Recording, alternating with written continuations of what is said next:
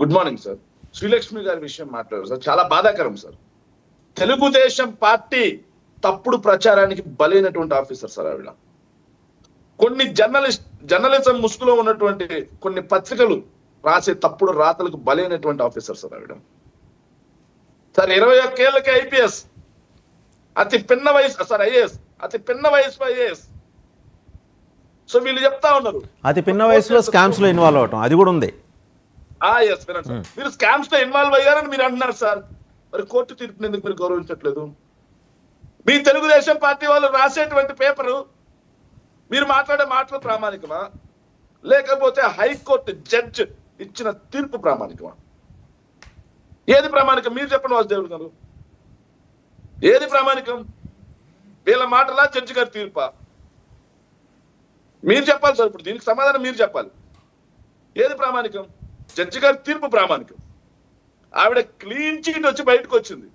ఏ కేసులోనూ ఆవిడ లేరు అని చెప్పి శిక్షలో లేరు ఆవిడ. కానీ ఈ రోజుకి ఆవిడ మీద దుష్ప్రచారం సార్, ఈ రోజుకి ఆవిడ మీద దుష్ప్రచారం. సో దీన్ని ఒకసారి ఆలోచన చేసుకోవాలి సార్. కాపు సామాజిక వర్గం కాబట్టి ఇలా జరుగుతా ఉంది. అదే వేరే సామాజిక వర్గం అయి ఉంటే గవర్నమెంట్ ఫండ్స్ మిస్యూజ్ చేసి వారి తండ్రి గారి పేరుతోటి పార్క్ కట్టించారు ఆవిడ. ఆవిడేమన్నా భద్రాచలం రామదాసా? గవర్నమెంట్ సొమ్ముతో రాముల వారికి ఆలయం కట్టించడానికి ఎట కట్టిస్తారండి? న్యాయంగా మాట్లాడండి శేఖర్ రెడ్డి గారు. వాయిస్ రాలేదు సార్, చెప్పండి. న్యాయంగా మాట్లాడండి శేఖర్ రెడ్డి గారు. ఏమన్నా నేను అడిగేప్పటికి మీ వాయిస్ వినపడదు సార్. నిజంగానే వినిపించలేదు సార్, మీరు అడిగితే మళ్ళీ చెప్తానుగా. ఆవిడ గవర్నమెంట్ సొమ్ముతోటి వాళ్ళ నాన్నగారి పేరుతోటి ఏదో పార్క్ నిర్మించారు బందర్లో, మచిలీపట్నంలో. ఆవిడేమన్నా భద్రాచలం రామదాస్ వంశస్థురాలా అలా కట్టడానికని జనం అడుగుతున్నారండి. సార్ పని చేయమనండి కూటమి ప్రభుత్వాన్ని. వాళ్ళ అధికారంలో ఉన్నారు కదా, 1 year దాటింది కదా. ప్రభుత్వ సొమ్ముతో కట్టించుంటే ఏ డిపార్ట్మెంట్ నుంచి డబ్బులు వెళ్ళాయి, ఏ ఖజానా నుంచి వెళ్ళాయి, ఎంత సొమ్ము వెళ్ళింది, మొత్తం నిక్కి తీసి కేసు పెట్టమనండి. ఎవరు వద్దన్నారు? అలాగా ఉండే ఉత్త ఆరోపణలు ఎందుకు? 1 year అయింది కదా. సో ఇక నిన్న మామూలుగా పవన్ కళ్యాణ్ గారి అంశం మీదకి వద్దాం sir. So Jal Jeevan mission గురించి మాట్లాడారు సార్. సార్ ఫిబ్రవరి 5 లోక్సభలో, ఫిబ్రవరి 5వ తారీఖు సార్, లోక్సభలో తిరుపతి ఎంపీ పద్దాల గురుమూర్తి గారు అడిగిన ప్రశ్న సార్, 2019 ఆగస్టులో జల జీవన్ మిషన్ మీరు లాంచ్ చేయడం జరిగింది. లాంచ్ చేసిన తర్వాత 2014 వరకు ఆంధ్రప్రదేశ్ లో నీటి కుళాయి కల్పించినటువంటి కుటుంబాలు ఎన్ని సార్ అని అడిగారు సార్. అడిగితే దానికి సమాధానంగా జల్ శక్తి సహాయ మంత్రి సోమన్న గారు ఇచ్చిన ఆన్సర్ సార్, ఇది క్వశ్చన్ అవర్ లో సార్. ఆన్సర్ ఏంటంటే 2019 ఆగస్టుకు ముందు రాష్ట్రంలో 30.74 లక్షల మంది కుళాయి ఉండేదంట సార్, జల్ జీవన్ మిషన్ రాకముందు. జల్ జీవన్ మిషన్ వచ్చిన తర్వాత వైఎస్ఆర్ కాంగ్రెస్ పార్టీ దిగిపోయడానికి 70.46 లక్షల మందికి 70.46 లక్షల మందికి జల్ జీవన్ మిషన్ కింద నీటి కుళాయి కల్పించబడింది. ఇది రాష్ట్రంలో ఉండే కుటుంబాలన్నిటితో పోలిస్తే 73% మంది సార్. ఏమండి, మీరు ఎలాగో ప్రస్తావన చేశారు కాబట్టి మీరు కూడా పక్క జిల్లాయే కదా. నేను ఒక ప్రాజెక్ట్ గురించి చెప్తా. పూల సుబ్బయ్య గారి ప్రాజెక్ట్ విషయంలో ఎందుకండి మీరేమి అడ్వాన్స్మెంట్ ఎందుకు లేకపోయింది? ఎందుకు కాన్సన్ట్రేట్ చేయలేకపోయారు? పూల సుబ్బయ్య గారి ప్రాజెక్ట్ చాలా గొప్ప ప్రాజెక్ట్, తెలుగుదేశం హయాంలో దాన్ని ఇనిషియేట్ చేశారు. దాన్ని ఎందుకు మీరు కొనసాగించలేకపోయారు? Very nice question sir, very nice question sir. Sir 2019కి ముందు 2014 నుంచి 19 మధ్యలో టన్నెల్ 1 ఎంత తవ్వకాలు జరిగాయి, టన్నెల్ 2 ఎంత తవ్వకాలు జరిగాయి, 2019 తర్వాత టన్నెల్ 1 టన్నెల్ 2 ఎంత తవ్వకాలు జరిగాయి, దాన్ని తీసుకొని మాట్లాడండి. Tunnel 1 completed, tunnel 2 completed, head regulators completed, lining works completed. Jaganmohan Reddy గారు ఓపెన్ చేసేటానికి వర్క్లన్నీ కంప్లీటెడ్. మిగిలి ఉంది కేవలం భూసేకరణ మాత్రమే. 900 కోట్లు భూసేకరణకు కావాల్సి ఉంటే 90 కోట్లు కేటాయించింది ఈ ప్రభుత్వం మన బడ్జెట్ లో. భూసేకరణ చేస్తే రేపు ఆగస్టుకే తీసేయచ్చు సార్ వాటర్.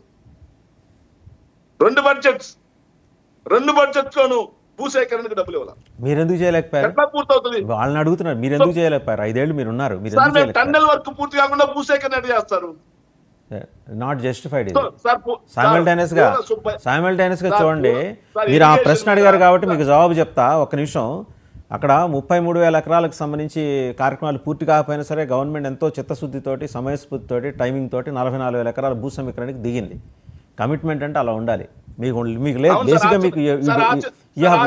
మీకు ల్యాక్ ఆఫ్ విజన్ అండి. మీరు ప్రాపర్గా ఇది చేయాలి. మోస్ట్ అనార్గనైజ్డ్గా నడిపించిన ప్రభుత్వం ఇది. సార్ ఆ చిత్తశుద్ధి ఇక్కడ ఎందుకు లేదు? ఆ చిత్తశుద్ధి ఇక్కడ ఎందుకు లేదు? అదే అడుగుతున్నాం మేము చిత్తశుద్ధితో. ఆ భూములు అమ్మితే డబ్బులు వస్తే ఆ డబ్బులు తీసుకొచ్చి అక్కడ ఇస్తారు భూసేకరణకి. మీరేం వర్రీ కాను. ఆల్రెడీ భూములు అమ్మకానికి పెట్టారు. సిఆర్డిఏకి, వరల్డ్ బ్యాంక్ నుంచి, ఏడీబీ నుంచి, ఇంకా ఐఎంఎఫ్ నుంచి కూడా వాళ్ళ క్వరీస్ వస్తున్నాయి. గబగబా భూములు అమ్మితే 25,000 కోట్లు, ఎకరం 100 కోట్లు, 25,000 కోట్లు వస్తాయి. అందులో 200 కోట్లు కేటాయించడానికి వాళ్ళకి పెద్ద కష్టమేం కాదు. 200 కోట్లైనా 300 కోట్లైనా చేస్తారు. సార్ కేటాయించమనండి. ప్రతిపక్షంగా సంతోషిస్తాం. వెలిగొండ జలాలు వచ్చే ప్రాంత వాసిగా నేను కూడా సంతోషిస్తాను. ఉదయగిరి ప్రాంతం, మెట్ట ప్రాంతం, మాకు కూడా వెలిగొండ జలాలు వస్తాయని ఆనందపడతాం కదా. ఇంకో విషయం సార్, మీరు దయచేసి ఒక టూ క్వశ్చన్స్ సమాధానం చెప్పాలి సార్, మహేష్ గారికి అండ్ సురేంద్ర నాయుడు గారికి.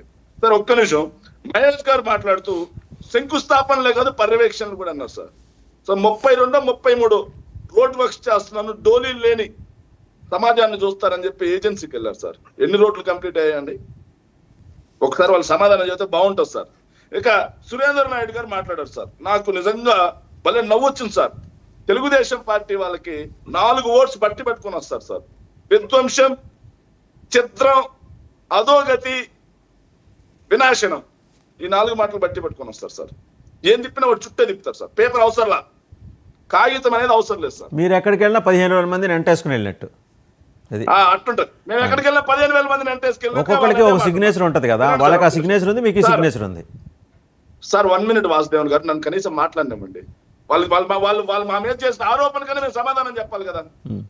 దయచేసి సార్ ఒక్క నిమిషం సార్. 10 లక్షల కోట్లు అప్పు అన్నారు సార్. సరే ఏది నిజం వాసుదేవన్ గారు? ఏది నిజం?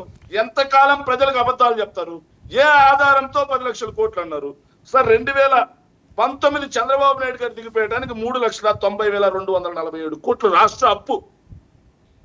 జగన్మోహన్ రెడ్డి గారు దిగిపోయడానికి 7,21,918 కోట్లు రాష్ట్ర అప్పు. అంటే జగన్మోహన్ రెడ్డి గారు 5 ఏళ్లలో చేసిన అప్పు 3,30,000 కోట్లు, 32,671 కోట్లు మాత్రమే. ఇది నేను చెప్పిన లెక్క కాదు, మా వైఎస్ఆర్ కాంగ్రెస్ పార్టీ చెప్పిన లెక్క కాదు. తెలుగుదేశం పార్టీకి చెందినటువంటి ఆర్థిక శాఖ మంత్రులు పయ్యావుల కేశవ్ గారు అసెంబ్లీ సాక్షిగా ఇచ్చినటువంటి డాక్యుమెంట్ లెక్క పత్రం అది. మరి ఆ లెక్కపత్రం కరెక్టా? ఆ లెక్కపత్రం కరెక్టా? ఈయన మాటలు కరెక్టా? ఎంతకాలం అబద్ధాలు? 3,32,000 కోట్ల రూపాయలు జగన్మోహన్ రెడ్డి గారు అప్పు చేసిపోతే 10 లక్షల కోట్లు అనే వేళ నాలుకల్ని ఏం చేయాలి? ఇన్ని అబద్ధాల రాజకీయం చేయాలా? ఇంకోటి విధ్వంసం. ఒక్క ఏడాదిలో సార్ 1,64,000 కోట్ల గుంటూరు మిర్చియార్డు, విధ్వంసం. అనంతపురం జిల్లా రాప్తాడు, ప్రకాశం జిల్లా పొదిలి, సత్తెనపల్లి దగ్గర విలేజ్, ఇదంతా జరిగింది విధ్వంసం కాదా? వాళ్ళని ఎందుకు ఉత్తిని ఆడిపోసుకుంటారు? మీరు విధ్వంసం చేయలేదా? నిజాయితీగా చెప్పండి, గుండెల మీద చేసుకుని. సార్ అంగలిలో జరిగింది విధ్వంసం కదా? అలా పోలీసుల మీద మా వాళ్ళు రాళ్ళు ఇసిరేశారా? వాళ్ళ కాళ్ళు పోగొట్టారా?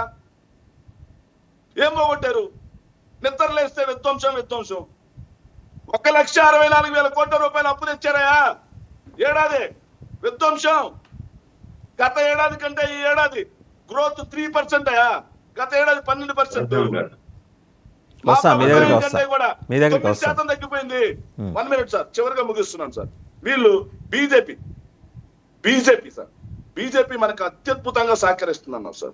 ఇద్దరు కూడా ఉమ్మడి చిత్తూరు జిల్లా వాసులు సార్. వాళ్ళకి ఎవరి పట్ల భేదభావం లేదు, అందరికీ సహకరిస్తారు వాళ్ళు సార్. వాళ్ళు ఏదైతే ఇప్పుడు మాట్లాడుతున్నారు కదా సార్, కూటమిలో బీజేపీ పాత్ర కీలకమని పవన్ కళ్యాణ్ గారు వీళ్ళు మాట్లాడుతూ ఉన్నారు కదా సార్. సో ఇద్దరు కూడా ఉమ్మడి చిత్తూరు జిల్లా వాసులు సార్. నేను చిత్తూరు జిల్లా రైతులు ప్రజెంట్ ఎదుర్కొన్న సమస్య గురించి మాట్లాడతాను సార్. సో రైతులకి సార్ కర్ణాటకలో ఏదైతే కేంద్ర ప్రభుత్వానికి చెందిన వాళ్ళు 16 రూపాయల లెక్కన ఈరోజు కేంద్ర ప్రభుత్వం కొంటా ఉంది సార్ మామిడి. ఎవరైతే ఈయన కుమారస్వామి గారు రాసిన లెటర్ కి వ్యవసాయ శాఖ మంత్రి గారు ఏదైతే స్పందించి 16 రూపాయలకు కొంటున్నారు సార్. మరి మన చిత్తూరు జిల్లా రైతులు ఏం పాపం చేశారు? ఆయన చిత్తూరు జిల్లా ఆయన చెప్తారు ఒక మాట. సురేంద్ర నాయుడు గారు మాట్లాడతారు. సురేంద్ర నాయుడు గారు లేదు ఇంకా టైం కూడా అయిపోతుంది. Let him